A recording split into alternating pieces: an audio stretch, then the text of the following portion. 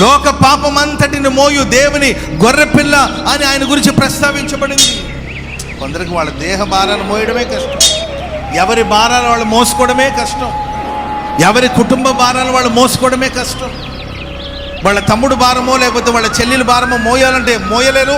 ఒకవేళ కొంతకాలం మోసినా దాన్ని చెప్పుకుంటూనే ఉంటారు. నేను ఇలా మారిపోవడానికి కారణం నా తమ్ముడిని చదివించి నేను ఈ స్థితికి వచ్చాను, నా చెల్లెలకి పెళ్ళిళ్ళు చేసి నేను ఈ గతికి వచ్చాను. ఎన్నేళ్ళయిందంట? 30 ఏళ్ల క్రితం వాళ్ళ చెల్లెలకి పెళ్ళిళ్ళు చేశాడంటండి, 30,000 రూపాయలు ఖర్చు పెట్టి. అదే 30,000 ఉండుంటే ఇప్పుడు నేను పెద్ద కోటేశ్వరని అయి ఉండేవాడిని.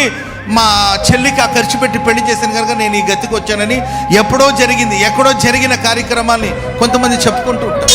మనుషులు తాము గొప్పవాళ్ళని నిరూపించబడడానికి పలు ప్రయత్నాలు చేస్తూ ఉంటారు.